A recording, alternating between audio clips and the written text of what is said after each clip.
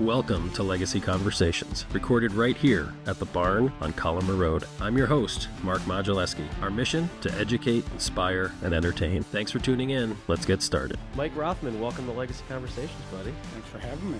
Yeah, I'm glad we finally made it. I think this is our second try or something like that, something similar. Yeah. Well, Mike, I know you a little bit. I think we've known each other for a couple of years, but how did we originally meet? Do you remember? So I think we met in 2019. That long ago. COVID. Pre-COVID. Pre-COVID. Yep. I was just starting out venturing down the knife adventure. Mm-hmm. And one of my buddies is a local Kaz guy, John. Yep. He kind of, I don't remember exactly how we met, but it was over something like that. Yeah, I think so. I think Johnny Easler, he and I have been close for a while, and he said, "Hey, I know this guy Mike trying to start a business. You should talk to him." So, are you a local kid? Did you grow up? Hey, that's when you know it's a live podcast right there. Are you a local kid? Did you grow up here? So I grew up in Manlius, right on 173. So yeah. Don't you live? Hold on a second. Don't I live right near it? Yeah, I live around the corner. I was gonna say you grew up on 173 and you live right on 173, or right around the corner. Right around the corner. So you were a local kid. Went to like FM high school. Went to FM, graduated in 04. Yep. Went down the adventure of welding and fab for a profession. Mm-hmm. Yeah, because you're a trained welder. That's what you are by profession. By profession. Yeah, you're a welder. Did that. Graduated 2 years later. Went and got a real job, or, what you're supposed to do. Something like that, yeah. And this is 21 years later now. Mm-hmm. After doing welding and fab for 21 years. Yeah. Yeah. And now, most recently, you started Rothman Knife Company. Mm-hmm. And when did you start it? So things got serious in 2021. Mm-hmm. Before then, it was just kind of like messing around. Like a hobby. Yeah, hobby. Yep. Now it's an overgrown hobby. Correct. Yeah. So yeah, things got pretty serious in 2021 and flew out to Idaho to learn some stuff. Came back a week later and was like, all right, let's do this. Yeah. And your wife is pretty supportive because you basically said, hey, listen, I'm making good money as a welder, and now I want to take this cockamamie idea and weld less so I can try to build and sell knives. But you didn't have any experience like selling, or, I mean, obviously you've worked with metal your entire life, but now you want to start this small business, which is fabricating and selling knives. Yeah, she's pretty supportive. Yeah. I mean, this is like 3 years later, 4 years later now, so she's pretty good with it now, but in the beginning she's like, I don't know. Yeah. Yeah, it's a tough change, right? It's not a consistent paycheck. It's a big change, and it's still currently a little bit welding and fab just to pay the bills. Yeah. But, that's how you got to start it. Yeah, for sure. So when I first met you, you were making knives that I would say were good knives but less refined. And then you met this gentleman in Idaho. Yes. And tell me about that process. So in the beginning, I was doing some basic fixed blade stuff, nothing crazy. I personally didn't like it, but it was like the entryway in. Yeah. Like everybody starts here. And so anyways, fast forward a little, I got super bored with that and was like, well, let's see if I can try something different. And had started building a couple traditional knives. And the magic of Facebook. Posted a couple pictures in a couple groups that are online. And, posted a couple pictures. And I get an admin contact. Yeah. Like the admin for that page sent me a message. Hey, do you have a few minutes to talk? And I'm like, great. Get pissed off at the admin. Mm-hmm. So whatever, I make the phone call. He's like, well, it's pretty obvious that you know what you're doing. What do you do for a living? And I explained it, you know. And he's like, I'll make you a deal. I'm like, okay. He's like, come on out here for a week. Half of the week you teach me, half of the week I teach you. And I'm just like, this is super sketchy. But, you know, I mean, now he's one of the best friends I've got in the industry. Yeah. But, like, that whole, I mean, it almost took 6 months to schedule the week. Because it's like, he's busy these 2 weeks out of town doing a show, comes back. And it was right after Atlanta Blade Show in 2021. It was that stretch of like a week that it was like, I want to say it was one of the nights I was there. It was like 100 degrees. It was brutal, but I mean it was the best week I've. I mean it's a changing point. Yeah. But it took that risk, right? Like he had to reach out for the idea of, hey, let's work together collaboratively with somebody in the industry. You had to take them seriously, right? And not say, who's this whack job on the internet? And then you got to make a commitment, right? And that commitment's a little scary because you talk to them a little bit. You say, okay, we're going to make it happen. Then you got to buy a plane ticket and you got to fly to Idaho or Iowa or Idaho? Idaho. Idaho, right? Yeah, so I flew into Spokane, Washington. Yes, and drove And then he over. drove to get me. Yeah, exactly. So you go there, and then it ends up, looking back, years back, it ended up being the turning point, right? Right. Taking that risk, having somebody reach out who you didn't know, through some social media, which is cool. What did you learn? What were the biggest takeaways? So I mean okay, as far as like the knife side of it, we built a large trapper from beginning to end in his shop. So I mean I had already known how to do it, but then you put somebody that this is what they do for a living. Yeah. Like he builds one of these every 2.5 to 3 days over and over and over again. I mean, that's his basic bread and butter. Yeah. And I mean, it was good to know what to do, but it was really good to just have somebody working alongside you, like item per item per item, or stop. Yeah. And just really put things in perspective instead of like kind of wandering through the process. There's a procedure to it. Yeah. I mean, you would consider him a professional craftsman, right? And a professional business owner. So Yes. it was the exposure to the idea of how do I make this custom knife profitable, right? What's the process to do it? What's the where can I go a little faster? Where do I need to slow down? Ultimately, what's the price point need to be? You and I will talk about this in a little bit, but to build some of these custom knives like you have, and we'll show one here in a second, it's not like a morning project, right? No. It's nothing for 20, 23, 24, 25 hours in something. I mean, might even be 40, depending on what it was. I mean, last year I did one for Blade Show. I spent a month doing it to put it together and then have it not function. And so I spent another month rebuilding another one. One went in the pile in the toolbox that's, that round circular file cabinet we call it trash. Yeah, it went there. Yeah. Yeah, I mean, it's so amazing because, like, I love to collect knives, and I collect a lot of the big brand name ones, right? And then I own a bunch of your knives, too. But it's interesting to see a craftsman where they have to think about what they want to build.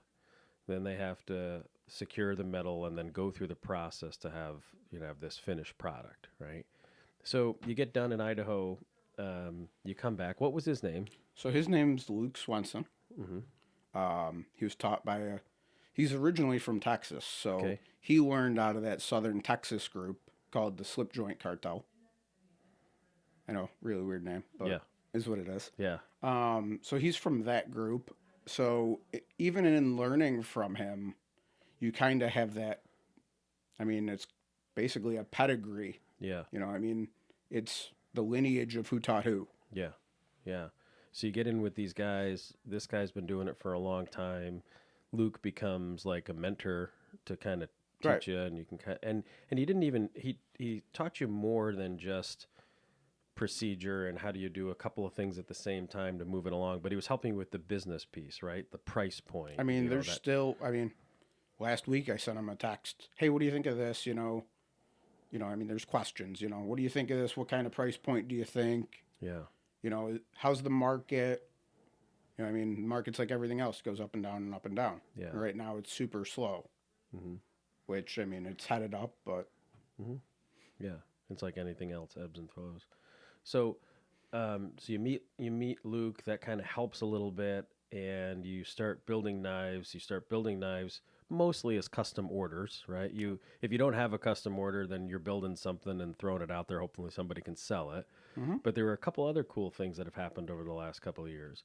You had you had an article in a magazine, which you can tell me a little bit about, Yeah. and then you had another company that sells knives out of a catalog that bought your knife to kind of sell through there. So tell me about the article that they wrote on Okay. at Blade. So Blade Magazine. Yep. This is, I think this was like a year and a half in. Mm-hmm. Did an article, a test article on a knife that I built. Mm-hmm. Which if you want me to hand you it, I can hand you it. Yeah, well, you can just show it. Oh, I'll just hand you it. Yeah. So that's the knife from the test article. So this is the everyday carry knife, and tell me about it. So this is the Gentleman's Trapper is what it's called. The Gentleman's Trapper. It's a 4-inch closed knife, about 7.5 open. Okay. It is done in Damasteel steel, which is a stainless Damascus steel. Yep. So they run this through a test of, everything from cutting cardboard to cutting natural rope to bashing it into antler like 34 times to still cutting cardboard Yeah. with no issues. Yeah. Like I heard he was bashing it into an antler. I'm like, oh great, it's gonna be in pieces. It's gonna be I'm shattered. like, there's gonna be chunks missing, and I get it back, and it's still just like I sent it. And then I read the article after it shows up. Yeah. And it was good. It was good. He was super happy. And it made the cover of Blade, didn't it? No, it didn't make the cover. It was the one of the center centerfold. story. Yeah. Yeah, it was. I forgot what the article was called. Yeah. But it's by Kim Breed, the guy from a retired military guy that does their test review. Yeah. So that was cool. So that was one of the things that helped get your name out there, right? So now the people in the Blade community, it's kind of this underground community of people who collect custom knives and high-end knives. So now they know, right? You have it. You've got this article that shows that, hey, listen, I can produce a nice knife. I can produce something that's worth something. And so then tell me, was it Arizona Knife Company? So Arizona is a dealer out of somewhere in Florida. Mm-hmm. They used to be obviously from Arizona. Yep. And I mean, that's all they do is everything's online. Yep. They either purchase or consign or, whatever, and list it all online and We're selling them. sell it wherever. Yeah. So they bought a couple of your knives to put They in. bought probably almost a dozen. Yeah. I mean, over the last few years. Yeah. Yeah. Yeah, so I mean, that's been good. Yeah. So it's been neat. So you're a welder by trade. You've been welding and working metal for a long time. You had this passion for building knives. You met Luke, and it kind of turned it a little bit. You went from a hobbyist knife maker to now a professional craftsman making knives. You got this article in Blade. You've got some online places that are buying you because of the name recognition and the difference in these EDC knives, everyday carry knives. So tell me about the knives you make, right? Because if I think, like, you've got a Swiss Army knife, you've got a lockback knife, you've got, all of these different types of knives. What are the ones that you generally make? So the ones I generally make are traditional slip joint pocket knives, like what you think of in the mid 1800s to 50s, 60s ish. So like it was like, to me, it was like grandpa's old buck knife that you would find. So it would open up and it would have a pretty solid stop, but there was no guard to keep it from like clamping down on your fingers, right? It's a one-way joint. It So works one to way. open and then lock, and then it's held open. Yeah. But it does close if you push it the wrong way. If you push it the wrong way, right? So it's super safe. You just have to use it a little bit differently than you Yeah, I would mean, it's something. super safe. You just got to know how to like trust and know. Don't push it the wrong way, Yeah, yeah, exactly. which is sometimes not taught. Yeah, no, no. The first time you let it close on your fingers, you learn. you learn pretty quick. Yeah. So you make these slip joints, and how many different types of them are there? I've got a cabinet on the wall with like 50 or 60 different templates. So, I mean, Lots. yeah, I mean, that's just what I know of that I've, found enough interest in to go buy one and take it apart and use as a pattern. Yeah. And a lot of that, I mean, that pattern design, there's a ton of them. I mean, there's more than I can even imagine. Sure. And as far as getting the patterns, you normally take a knife and beat it apart and use the parts. Yep. And at the same time, that community of guys that are custom, I mean, it's nothing unusual for me to send a text to somebody and be like, hey, this pattern, can you scratch it out on a piece of liner material and put it in an envelope and mail me it? Yeah. I mean, it's nothing unusual for that. Right. Like a lot of the guys that I sit with at Blade Show, like last year, I got it's a 5-blade cattleman knife from a buddy. He just scratched it out on liner material, sent it. So I mean that's Yeah. how you gain patterns. I mean, Yeah. if the community pretty much is open to where if I wanted to get a pattern from so and so, it's simple. Ask. Right. 95% of the time, unless they designed that pattern, Right. which is a little bit different, it's just they'll mail you. So tell me, so fundamentally, tell me about the process. So I've got this pattern, and that you decide that I order one, or you decide you make one for inventory or for the show or something like that. What's the process? So I know I'm going to make this small gentleman's trapper, right? Now you got to get some steel. Like, what are the parts? What happens next? Okay, so next your decision's gonna be, okay, what kind of material are we making it out of? Okay, give me a You know, handful. So to me, it's like steel, right? Like I know Damascus, right, is different. I know that there's stainless and there's high carbon steel. What's the? How do you make that decision? What's the difference? What do you use Okay, most? why don't you open the knife that's on the table Okay, and open that for everybody to see? We'll start with what's in that. How's that? we can do that. Okay, so this one looks like it's a little bigger. Okay, so that's a large trapper. Large trapper. That's a little bit bigger. It's about an inch bigger. Yeah. Okay, so in that knife, Yeah. you've got the blade is stainless. That's a super simple one, CPM 154. And what does 154 stand for? It's just how That's just it's the code name for whatever they whatever build. that stainless is. Yeah. Okay. Okay, so there's that. It's a heat treatable stainless, holds up really good, finishes really nice, holds a wicked sharp edge. Okay. One of basically my standard. Yep. So you'd figure out what size material you want, start tracing out parts. So you're buying a flat blank of that piece. Yeah, so I buy it in 7 or 8 foot lengths, Okay. inch and a quarter, inch and a half wide, and about 100 thousandths thick. So Okay. a little over under 1/8 inch. Yep. And so from there, you take your pattern parts, scratch them out on the steel, cut it out. Yep. Drill all your holes because you're not going to want to do it once it's hardened. Right. So you do that. You grind it all to shape or cut it to shape, and then you put it in the oven in a foil pouch because stainless is super oxygen sensitive. So put it in a pouch, let it go up to 1945, get hot, quench it between 2 aluminum plates, throw it in the temper oven for 2 hours. Okay. So we've gone hard, and then now you can go back to a little bit softer. Like the spring will go in at 400 degrees for 2 hours. which will end up with a Rockwell hardness like 48, so it works great as a spring. So before you rush past that, Rockwell hardness. Okay, it's how the testing of how hard a material is. Okay. It's done by a machine that pushes a diamond into the material and then comes out with a calculated score. number. So the higher, the harder? Yes. And what's the scale go to? A lot? 80 or 90. Okay. I mean, most of the production knife blades you get will be low 50s.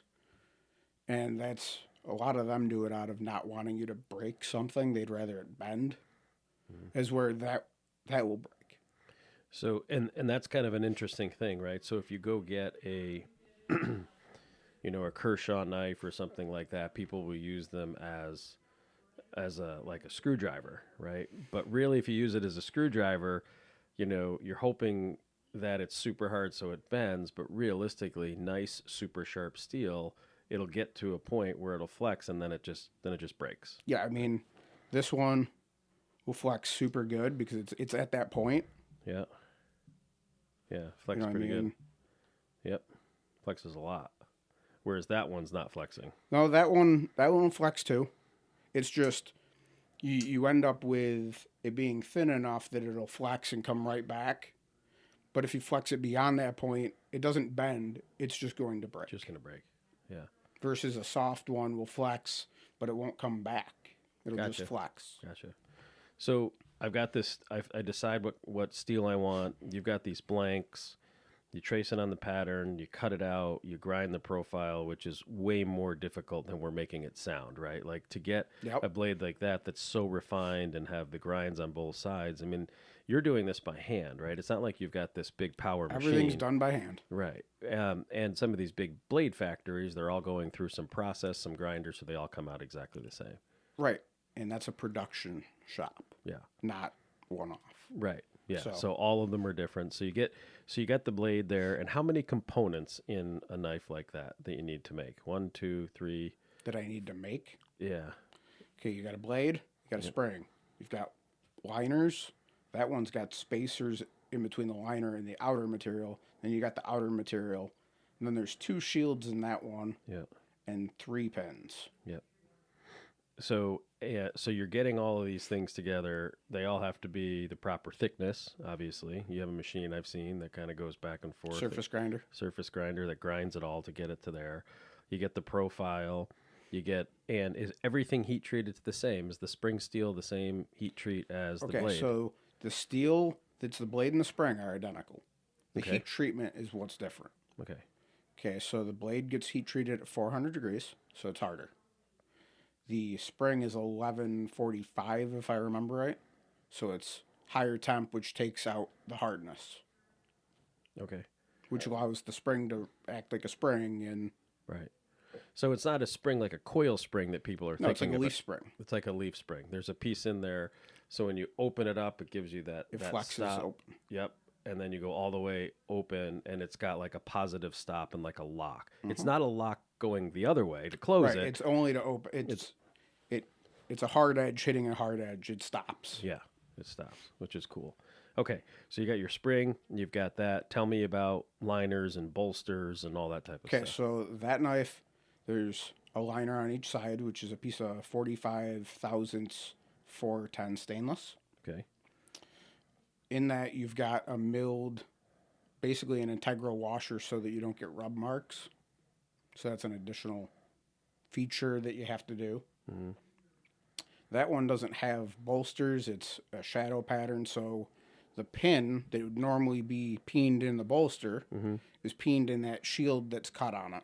Oh, okay. So it's through there. Through there. Yep. So that it can't spin, it can't pull out. And what are those pins? Are those stainless roll pins? They're just a 3/32 416 stainless pin. Okay. So you drill all that type of stuff, and tell me about the handle material, because you and I have talked a little bit about that. Okay, so that handle material is vintage micarta. It's ivory Westinghouse micarta. Okay. So they made it in like the 30s and 40s. It's that's a pretty rare material. Mm-hmm. But I mean, if you're buying something custom that's high end, you want something A little bit different. a little bit different. You can see the color change from an ivory to a white, or it's more of a white and a yellow. Mm-hmm. But that's since it doesn't have any of the chemicals to eliminate it from oxidizing. So that's a patina. Okay. So that color changes just from age. Yep. Well, so, but the one that was in the article, that's antler of some Right. sort. That's red stag. Red stag antler inside there. And what other materials do you make the handles out of? Wood, that micarta, carbon fiber, all modern stuff also, but I default, because it's all traditional, a lot to the stag or jig bone or wood, Yeah. which is my least favorite, but whatever. Mm-hmm. Yeah, you've made some of those for me, and you don't like them. I don't like what them. it is. But I mean, those are I default to the traditionals. Yeah. Yeah. Okay, so I get so I have this. Tell me about the shield, because you started doing that a couple years ago. Okay, so the shield's cut out on a pantograph, Okay. which is my machine's a mid to late 40s machine. Okay. It was a lot of them came out of being used for placards for like military equipment during like World War II. Okay. So I mean, that was the rise of that machine. Yeah.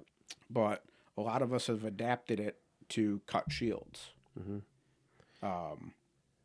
So, and I've seen it. So basically, you have this little piece that is the shield, but it's a big, it's like this big. Yeah, there's a pantograph is good at reducing size. Yes. And it's also got a cutting bit that cuts. Yeah. So you take a 4-to-1 template that's 4 times bigger than your end finished item. So if your finished item's an inch long, your template's 4 inches long. Yeah. And does the machine automatically trace it, or do you trace No, it? it's a full hand operated machine. So you turn on the cutting. Turn on the cutting and start tracing. And then you just start tracing, and you keep going until you're getting that. And then every lap you bring it down 5 thousandths. Yeah.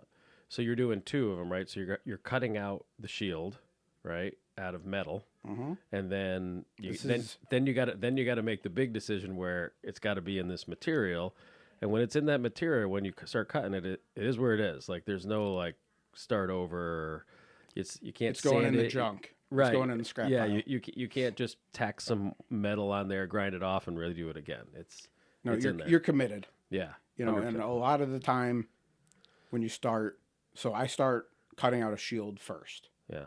Okay. And you do that. That's like a 45-minute process. It's like the longest, most time consuming item here. And so you'll start cutting it. Each time you raise the table a little, cut it. So you cut out your part. And then the way I do it is I take the part, line it up on the handle material, figure out where I want it.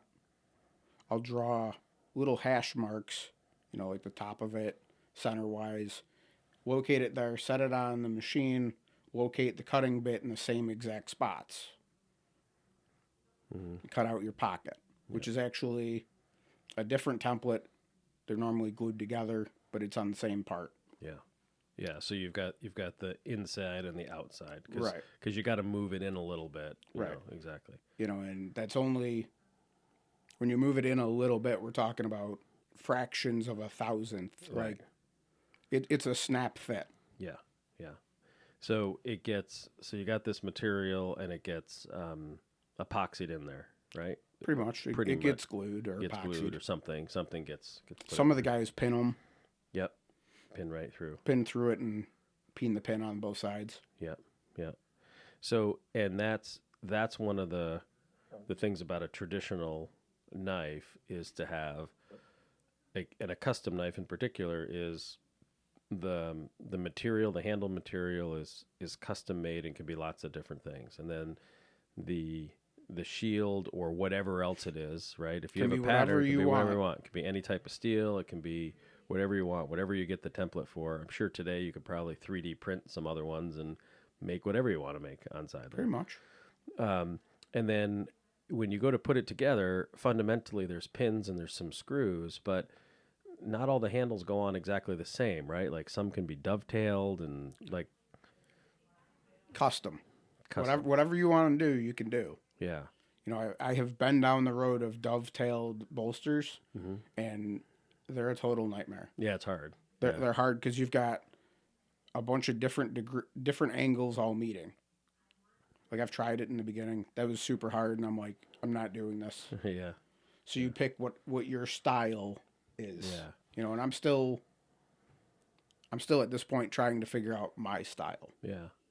Well, it's interesting because if you looked at your Facebook page or even some of the knives you've done for me, there is a pretty traditional style to you, right? Like if you were to take all the knives you ever made and lined them up, there's some stuff on there that's kind of the same. It's the stuff that you like to do. Like on the back of that knife, you've got some filed work on the back there, which is really cool. I don't know if You may be able to see that. And that's all hand done, right? that's hand done with a file and a jeweler saw. Yeah. You know, and that's a very traditional accent. Yeah. You know, little extra. So yeah, it takes time. Yeah, I For mean sure. it's not super long, but it adds 45 minutes. Yeah. But To the the wow process. factor's worth that. Yeah, because when I've bought knives, I like that factor. I think it's cool to come it over. This one you have here is super nice because it's slick. Like everything's kind of smooth and slick and just kind of fits. I like the blade profile too. That's the other part is like everybody's like, well, I'm going to get a knife and it's an EDC, it's an everyday carry. It's like, well, what does that mean, right? So it's shape and size and thickness and what's the blade like? Isn't it serrated? Is it not serrated? But to you, you're getting traditional patterns that 100 years ago, that's what guys would have carrying in their pockets, which is kind of neat. Tell me about your market. Who are the people that buy your stuff? I mean, guys that buy my stuff are the same guys that are interested in like high-end cars, high-end watches, stuff like that. Like Collectors. precision things. Yeah. You know, and at the same time, an average guy that wants something that's going to last. Yeah. You know, like I've got a couple guys that I know that work construction or trying to think, work construction or, you know, even a couple of guys that are large game guides. Like I've got a buddy that's in Idaho that has bought a couple of knives. Yeah. His answer is, I can trust any day of the week that I can pull it out of my pocket. It'll be sharp. It'll function. Yeah. And, you know, I mean, he's using it. Yeah. You know, I mean, Yeah. so you've also got the aspect of collectors. Yeah. You know, like guys that just want something really, really nice. Yep. And occasionally they'll carry it. Occasionally they'll cut a box open with it. You know, little stuff. Right. They're not going to beat on it per se. Right. But at the same time, you've got guys that are beating on them, depending on it. Yeah. So I mean, you've got a pretty good mix. Yeah. Well, and it's interesting too because the price point. I was in Colorado a couple of weeks ago, and whenever I walk by a store that has knives in it, I just kind of like stop and stare. It's a magnet. Yeah, it's just there's a few things in my world that happens, but that's definitely it. So we went to this place called FM Light and Sons in Steamboat Springs, Colorado, and it's an old variety store, and they've got cowboy hats, and they've got boots, and they've got stickers, and all this stuff. And of course, right around the cash register, as you can imagine, there's the glass, the glass kinks. Display case. And those display cases make a U, and inside that display case is a whole bunch of knives. So what does Mark do? Mark just sits there and goes, ooh, look at those. And of course, the young lady goes, can I show you anything? Well, I think you can. I think that would be wonderful.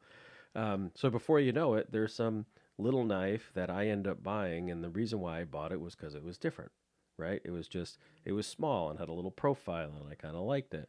And I carried it for a week or two. It's actually sitting out there right now. And what do I do with it? Cut open boxes, cut open letters. You know, I'm not a big game guide, but the interesting thing is that there's such a competition for that, but that also means that there's such an opportunity, right? Because a lot of men and women just like having a knife around. Some of them like to collect it. I like collecting those things. It's just kind of different. So what's next? Like what's the next evolution in Rothman's knives? Next evolution. Yeah. How, how do you move forward? What's Well, I mean, I've already moved from just slip joints to lockbacks. Okay, that's a little bit of evolution. yeah. Now we have a locking mechanism, Yeah. which is good, but it's a total pain on my end. Well, it gets away a little bit from what you're traditionally wanted to Well, do, right? that is classified though as traditional. Okay. Like that would be like your buck 110 would have been. Yes. Okay, had a lock. Right. That I got from my dad who got from his dad that sits in a drawer and it looks as this old knife, but it's not 100 years old, but it's probably 60 years old, something like that. Yeah. So you're making some of those, but really the focus is to expand your brand, right? Yeah, I think so. Slowly trying to get in the circles that people who are interested in that stuff. So if I wanted to, and I know the answer to this question, right? But if I wanted to get a knife made, I could call you and say, Mike, I'm interested in making a knife. Yep. It's And just that easy. that's that easy, right? It's a call or a Facebook message or something like that. And you're going to say, well, what type of knife do you want, right? And some people will know. They're like, I like a small gentleman's trapper. And other people will be like, I have no idea. I want it. And we deal with that a lot. Yes, I bet you do. Yeah. And then tell me about, like, what do I need to give you to, like, what's involved in a custom knife order? I call you up and be like, Mike, I like what you're doing. I'd like to buy a knife. What are you asking me? What's the process after that? Okay, so the process after that is basically we decide, okay, what are you thinking? Mm-hmm. We'll normally it's like a 20-minute phone conversation, or if you're local, it's a stop by the shop and we'll figure it out. Yeah. So normally after that, it's a deposit, Mm-hmm. and then 4 to 6 months of wait time because that's how booked Long we it takes. are. Yeah. And then when I actually get to your order, it will be you will receive text messages and photos, phone calls maybe. Normally it's just upgrades or updates of how things are going. Yeah. Like you'll see a picture of parts laid out on a random piece of steel with some holes drilled in it. There'll be a picture there. You'll get it. Yeah. And that normally follows the whole way through. Yeah. Like, I've had customers that are like, don't worry about blowing my phone up. Just keep sending them. Yeah. And it's nothing unusual to have 20 to 30 pictures that get sent to that person. Yeah. Yeah. So Beginning you to get, end. yeah. So I decide like a pattern, which I don't even know what the pattern is. I decide, I could decide what type of blade profile you want, right? Like I could text you pictures saying something like this. Yeah, and you can go through it. And then I can make a determination on what I want the inlay to be and do I want bolsters? What type of handle material do I want? Do I want filing work on the back? And that's the cool thing about it, right? 100% custom. Right. So the knife that you get from Mike is not a production knife. There's not another one that's made like that. When you get a knife from me, unless I do a little bit of a batch or something, which I don't do very frequently, Mm-hmm. but so like I had a customer that wanted like 3 that were identical. Mm-hmm. The only thing that was different was the initials that were engraved in it. You did a couple of those for me. I did and a my couple for you father-in-law. as well. Yeah. Yep. Yep. And those, even though they're batch, each one's different. You're doing them at the same time, and you're going, you're doing that type of stuff, but you still have to grind each one individually. You still have to fit each Right. knife individually. It's not like they come off a production line. They And snap everything together. fits the same. No. Yeah. Everything's one off basically. So I mean, even if you did a batch, there's subtle differences. Yeah. That it's still a one of one in my eyes. Mm-hmm. But anytime you order something, it's definitely a one of one. Yeah. Yeah. Which is kind of Because the neat. chance of me doing it again exactly the same, like I've done half a dozen versions of this knife Yeah. that were supposed to be the same. They're close, Yeah. but they will never be the same. Exactly the same. Well, and that's the allure, right? So someone gets a Rothman custom knife. That's the only one. There might be one out there that has the similar shield, or it might have a similar blade length, or it might have the same type material, but they're not the same because everyone's a little different. I mean, let's be real. If you're using a natural handle material, it's definitely not the same. Yeah. Yeah. You know, Yeah. It can't be. no, it's just it doesn't work. Yeah. So you what made you move from welding metal to grinding metal? Is it the artistic part? Like what draws you to knife making? A lot of it that drew me to this specific is the mechanism in it. Hmm. Like what drew me away from wanting to go weld for 10 hours a day. I like what I did. I like what I do, but Yeah. let's be real, it's not allowing me to do anything I want to do. Yeah. You know, and a lot of what made the switch was what's out there that uses some of the skill set. Yeah. And this really tripped my trigger Yeah. because You're still working with metal. you're still working with metal. All the tooling basically flips over. A lot of it's the same. Mm-hmm. You basically have a small mechanism that's operating a spring. I mean, it's a simple tool, Mm-hmm. but it's what made me go from fixed blades to this because it actually does something. It has to function. Yeah. It's not just a solid object. Yeah. And you've done some small fixed blade type stuff. It is my hatred. Well, because the imagination in cutting it, it's not like there's anything wrong. And if somebody said, Mike, can you build me a slip joint? Can you build me a nice one? But then can you also build me one to, skin a deer or something like that? You can certainly do it. We can do that. Yeah. I mean, it's just you've got your steel, you're cutting it out to your pattern, you've got your grinding, you've got your heat treat.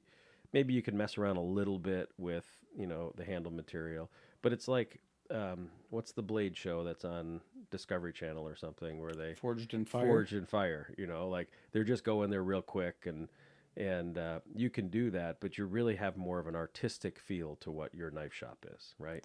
Yeah, and I hate the term artistic to begin with, but yes. Yeah. It But it allows, is, it though, right? allows me to do some stuff that I want to build. Yeah. And, like right now, I get to express a little bit of that because I'm working on stuff for a show. So it's all, what does Mike want to see and what does Mike want to build? Like, Yeah. how can we show what he's capable of?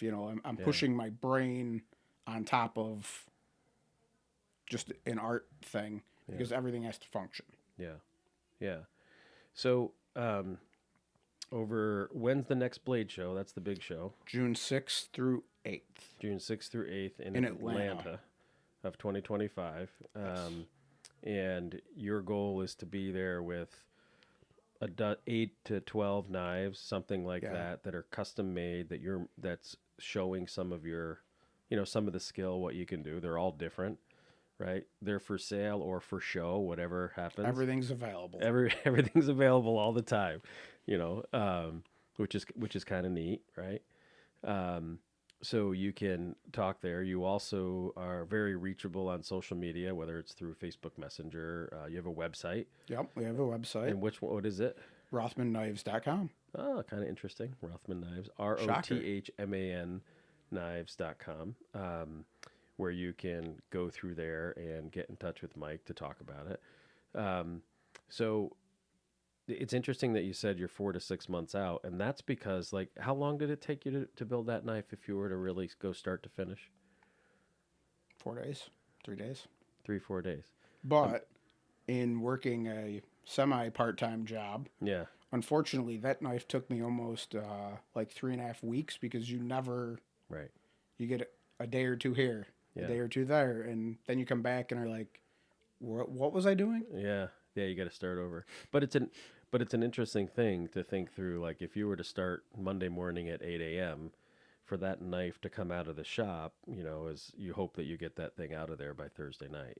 That's the goal, but... Yeah, right. So it, and that extends into the price point is it's custom, and there's a lot of man hours into that whole piece to kind of get it done. It's not just getting stamped on some big machine and being. I mean, finished. that's your week's pay. Yeah. It's the easiest way to think of it. Which is kind of interesting because you got this little knife that's sitting there and being like, man, that's a week worth of labor or just shy of it. A week's worth of labor, and then so that material that's on it's the material to do that one knife was almost $600. Yeah. So I mean, Yeah. there's your $1,200 knife. Yeah. Yeah, exactly. Yeah, which is kind of interesting.